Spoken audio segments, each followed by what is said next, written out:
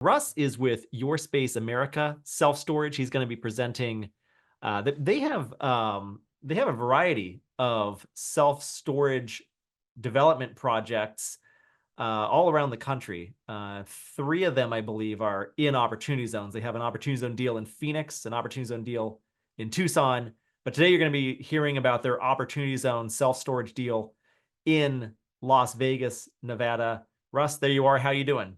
Very good. Good morning. There you go. I can hear you now. Good morning to you as well. Russ, without further ado, I'm going to go off camera here and let you walk everybody through your presentation. Very good. Okay, thank you. And thank you everybody for taking the time to join us today and participate in the presentation. I'd like to start out by talking about the Owens property, and then I'd like to get into the self-storage industry and why it's become America's safest real estate investment, and then provide a little time to discuss our company. As I mentioned, self-storage has become probably the most desirable commercial real estate investment in America.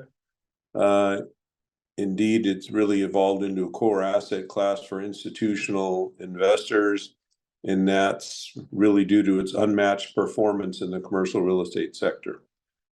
In the past 30 years, self-storage has been the top performing property type in the NAREIT index. That's 1994 to 2023, with average annual returns of 17.3%.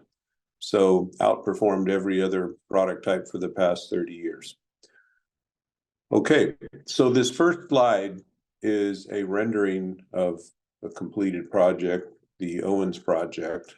And as you can see, it really doesn't even look like self-storage with climate control Generation 5 facility. Next slide. Let's see. Disclosure. Everybody should read the disclosure. Next slide. I will get more into details as we move along here, but the plan is to essentially develop an approximately 160,000 square foot facility that is in an ideal location along Interstate 15 in an area with growing population and undersupplied self-storage market. And people often ask me, well, what do you look for in a self-storage project? And as I will discuss as we move along here, this project checks all of those boxes. Next slide.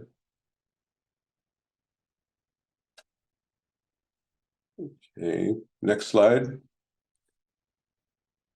Okay, this is an additional, more close-up rendering of the property. Next slide. This basically is an overview of the total project cost and our timing for the project. And we are at a point now we're about ready to pull our building permits and begin construction. Construction will last about a year, and we estimate it takes 3 years for stabilization, but our property manager is telling us it should be done more soon than that, but we take the most conservative approach, obviously. Next slide. As I mentioned, this will be a 1,189 unit facility, and we will soon be under construction.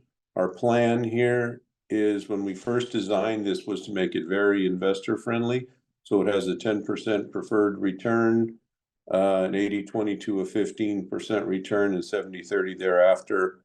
We estimate that the project level returns on a 10-year hold will be about 24.77%. The investor on average, an investor equity multiple of about 4.21.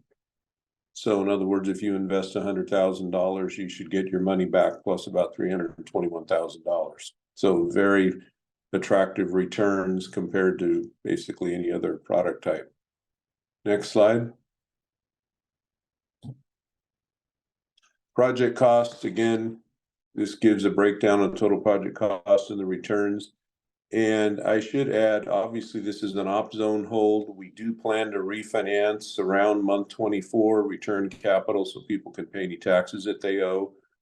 And again, upon sale, there's no recapture of depreciation. So, you know, the returns, when you analyze them carefully, are actually better than what we have here in the deck. Next slide. This again is a detailed overview of the project costs, etc. Next slide. Due diligence, we've performed all of our due diligence, obviously, on the property. We've been working on it for about 2 years. And as I mentioned, we're fully entitled, about ready to begin construction. Our plan is to use Arco Murray, who is one of the largest contractors in the United States and probably the largest in self-storage. Next slide. This slide kind of gives an overview of the local area. And as I'll show you in just a moment, one of the things that I mentioned is very attractive about this is the proximity. Interstate 15, the population numbers in the 5-mile radius, there's 524,000 people, which is definitely something that we find very attractive about this project. Next slide. I mentioned the competition in the area, and so there are no projects under development in a 1-mile radius around the property. There are 2 projects in the 3-mile radius that are under development. And even with those new projects, the market will be pretty dramatically undersupplied. This project is very strongly supported by the city of Las Vegas. We plan to have breaking here shortly, and we expect to have the mayor there. It's the councilman for the area and a lot of local VIPs. So it's very strongly supported in the community. The area needs a lot more self-storage, and this project certainly fills that need for the community. Next slide. This next slide shows the 2 projects that I mentioned, the 2 competitive projects. As you can see in the red, there's our project right along Interstate 15, and here are the other 2 projects that are under development. Next slide. This gives, once again, just another overview of the market. As you can see, the city and so forth, the location north of the strip. Okay, next slide. This is a great overview, this slide, of the property along Interstate 15. The red dot is obviously our facility. We have 175,000 vehicles per day along Interstate 15, and about 14,000, nearly 15,000 in front of the property. So about 190,000 vehicles per day passing by our property. This site is about 30 feet above the interstate. So imagine you're traveling on Interstate 15, and this site will be right there along Interstate 15. The building will be about 50 feet high. So at the top of the building, we'll have signage. The city is also letting us put in an 80-foot sign. So truly, this will be one of the most recognizable self-storage facilities in Las Vegas when it's completed. Next slide. This is a site plan of the property. Over to the right, obviously, is Interstate 15. This is our project. As you can see, the layout here and the entrance along Owens. So, plenty of loading areas, very well laid out here. So customers will have very convenient loading and unloading, which is something we look for in every facility that we do, is to make it a pleasant experience for the customer who comes in. About 2/3 of self-storage customers these days are women, and they want a facility that is clean, that's safe, that's well lit, that's convenient, all of those things. We also increasingly have more and more businesses that use self-storage. That's an interesting phenomenon of the last 5 years or so, more and more businesses using self-storage. And so we also take that into account and try to make it, very convenient for them as well. Business tenants tend to stay longer than individual tenants. They don't mind rental increases, so business tenants are a good thing for a self-storage facility. Next slide. This is a very important subject here. What I'm about to talk about here is the general contractor selection, oversight of the project. We, as I mentioned, use Arco Murray, and as you'll see in an upcoming slide, this project will be managed by Public Storage, which is the largest owner of self-storage in the world, with about 3,000 self-storage properties and about 25 properties in the Las Vegas market. So they have a major presence in the Las Vegas market, and I think they're great managers. And we also have very good site security during the construction process, but we run a tight ship, and that is basically through the entire process. From the time we find a site to the time we ultimately sell a property, we really believe in running a tight ship and doing the best things for our investors in all scenarios. Next slide. This is kind of an overview of what I just mentioned. Arco Murray is a contractor. In this case, we're using Public Storage as a manager. We believe they are the best manager for this site, and we already have our management agreement with them in place. Next slide. Now I'd like to take a little time and talk about the self-storage industry. And as I mentioned, self-storage is probably the most desirable class of real estate investment in commercial real estate because of its returns, because of its safety, because of its performance during the Great Recession, because of its performance during the pandemic. It is just proven to be a very safe product. So now you have major institutional investors all over the world that now invest in self-storage. And obviously, as we'll see in the upcoming slides, there's reason for that. Next slide. Next slide. This is the subject that I mentioned, was the performance of self-storage relative to other product types. Next slide. I mentioned for the last 30 years, from 1994 to 2023, outperforming every other product type, with an average return of 17.3%. Next slide. As you can see in this graph here, obviously this is self-storage in green, all the rest in blue.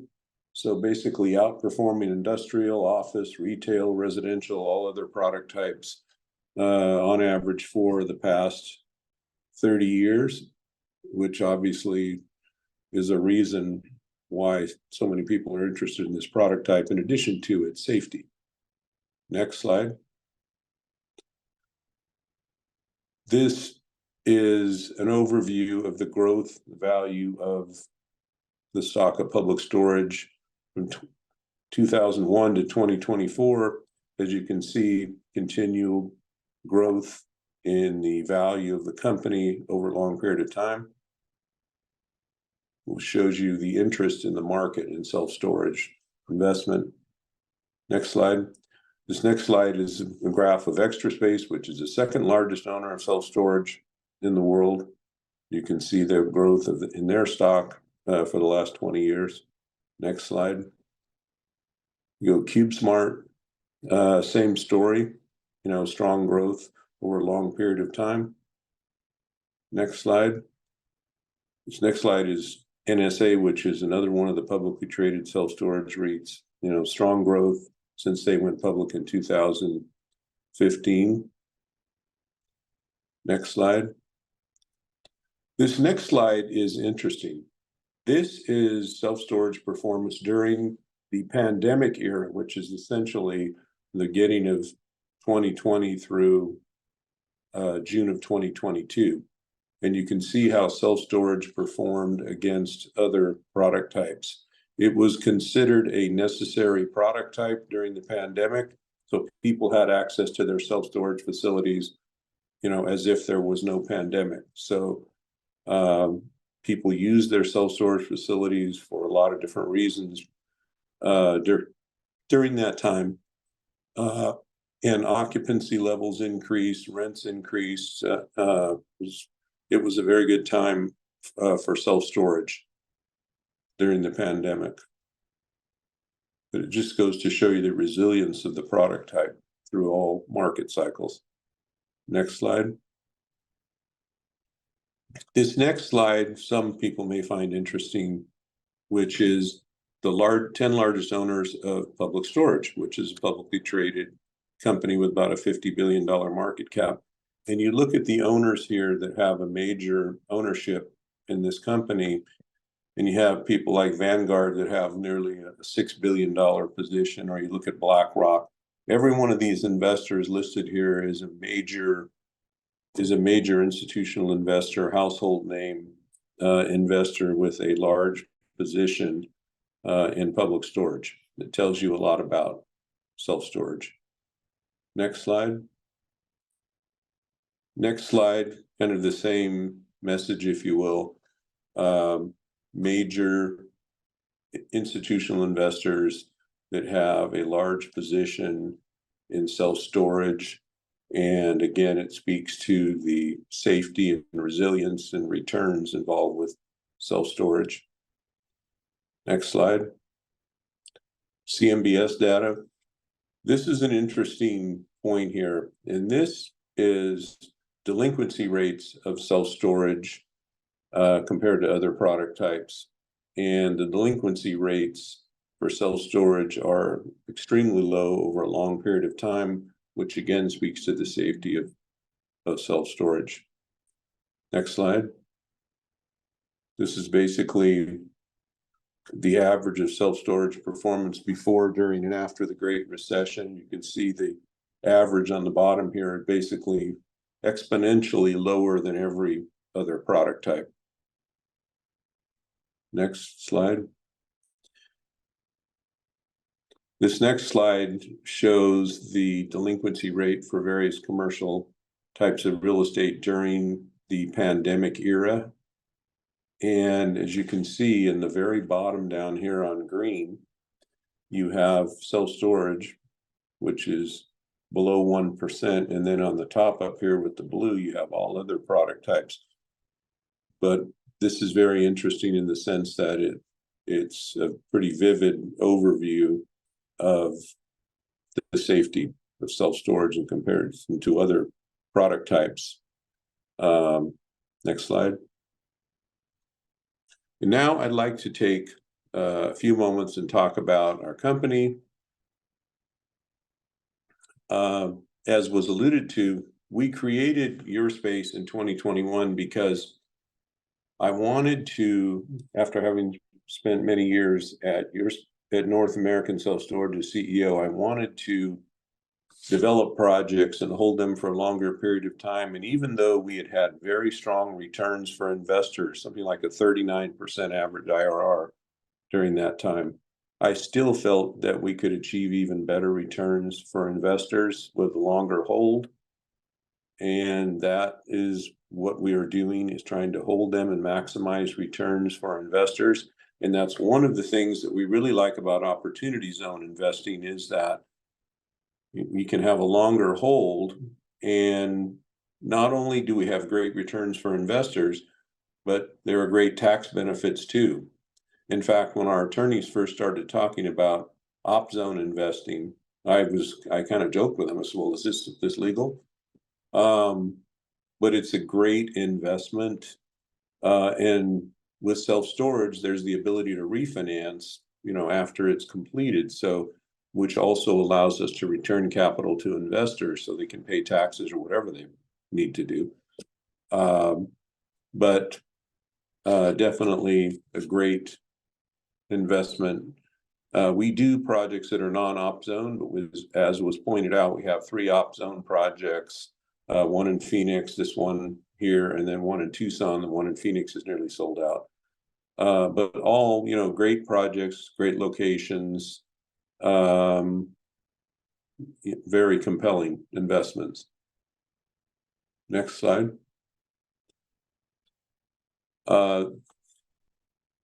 We have a great management team at YSA, very focused on acquisition, underwriting, relationships, strong management, finding great projects, managing them well, and servicing our investors to the best of our ability.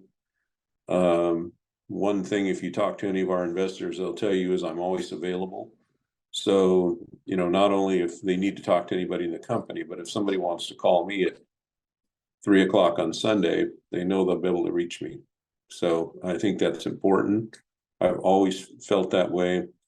And I think it's important, again, that people should be able to reach us whenever they need to. Next slide. Management team, just like to touch on that for a moment. I mentioned myself, Russ Colvin, I'm the CEO and president, and we have a great management team and executive management team in place, a great board of directors. We also have advisory board of industry professionals, very highly regarded industry professionals, but just a great team in every regard. So the combination of a great team, great projects, great management translates to great returns for investors, safety, and all of those things. So with that, I will go on, turn it back to Jimmy. All right, awesome. Thank you, Russ. We've got time for quite a few questions here. Let's see, I think we're going to start our Ask the OZ Experts panel in probably about the next 5 or 10 minutes here. We'll get that panel started. We've got all 3 of those panelists ready to join me in a moment.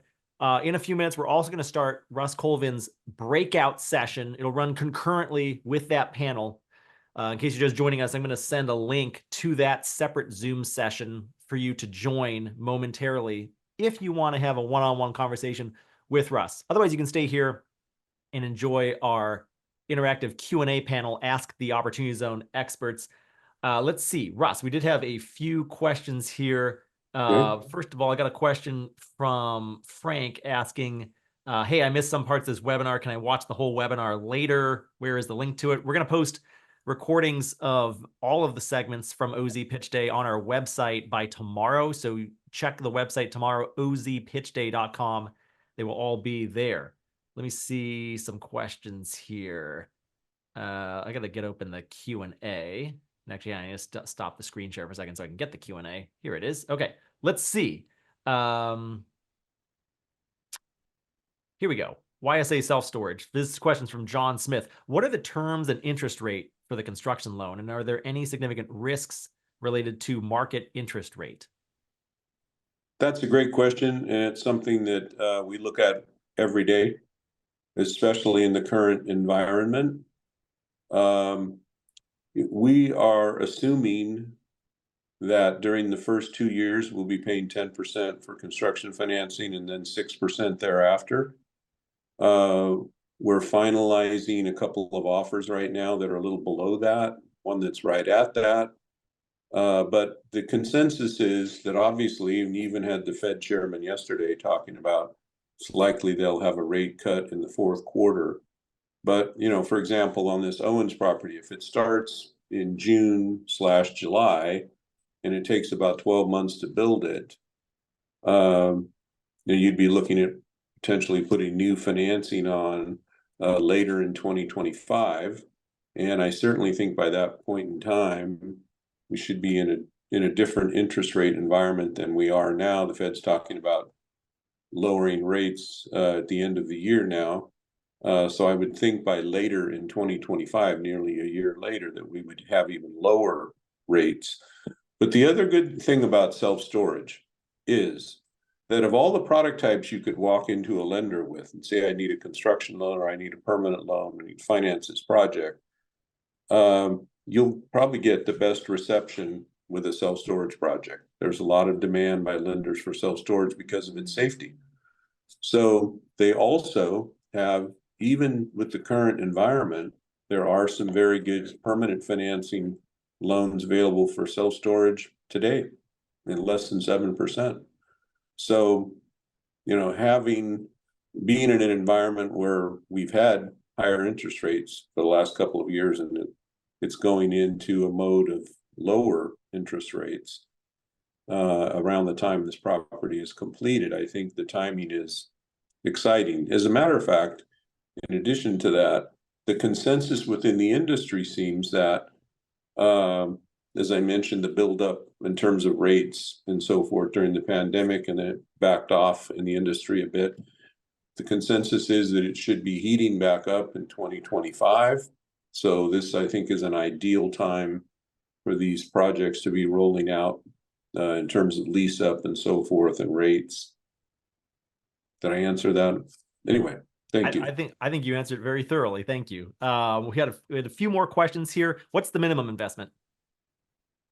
Well, that's a great question. Well, we're open to as low as $25,000. That's not really in our PPM. But for example, we have a couple of investors that want to put money in every project, so they write a check for $25,000 or $50,000, and we welcome them as much as the investors that write checks for $2 million. So we welcome all investors. We want to make money for all investors. That's very favorable. I didn't realize your minimum was that low. That's very favorable for. Well, it's really our low is higher than that, but we have the prerogative if we want to take lower. Like, for example, as I mentioned, we have a few people that like our projects and they want to put money in every project. So, they're welcome. Well, that's tremendous. A lot of the other minimums are much higher, and that 25,000 is the lowest minimum I've heard of. So good on you for being able to accept. We don't have many at that size, but sure, if they want to, they're welcome.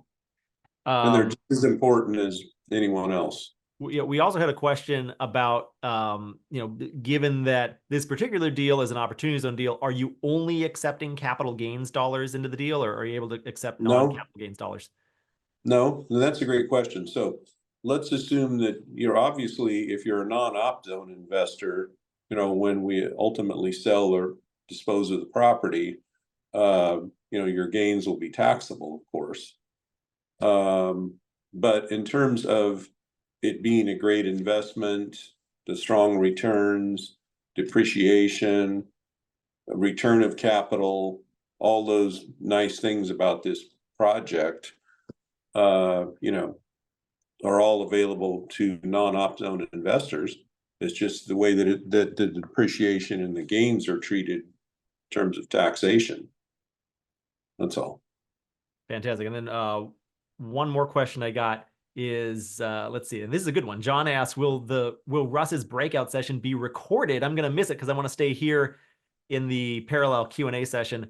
John, great question. We don't usually, we do record those. We don't usually put them on the site publicly, but John, if you send me an email, I can get you the recording. If anybody else wants the recording of that breakout session, just let me know. Let me see if we have any other questions here. I don't see any other questions related specifically to this investment opportunity, and we have reached time. So I'm going to post a link to the breakout session now in the chat. Just give me a minute to finish speaking here, and then I'm going to post that link in the Zoom chat for Russ Colvin's breakout session. Russ is going to be available in this concurrently running parallel breakout session. If you want to interact directly with Russ, have one-on-one time with him, ask him more questions about this Las Vegas self-storage project, or maybe you want to know about, I alluded to, he's got 2 Opportunity Zone self-storage projects in Arizona, one in Tucson, one in Phoenix. I'm sure he'd love to answer any questions on those as well. I'm going to post that link in the breakout right now. And if you want to learn more, you can get in touch with Russ's team directly. Head to their website, YourSpace America. OpportunityDB.com. And Russ, while I just type in the message about the breakout session in the chat, any final thoughts from you?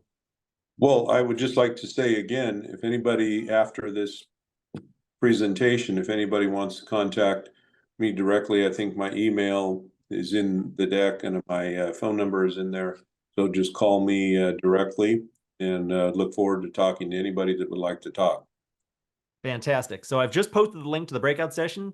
If you wish to join that now, please go ahead and do so. And then Russ, you should click that link and head over there right now. And thank you again for participating today. Really appreciate your time, Russ.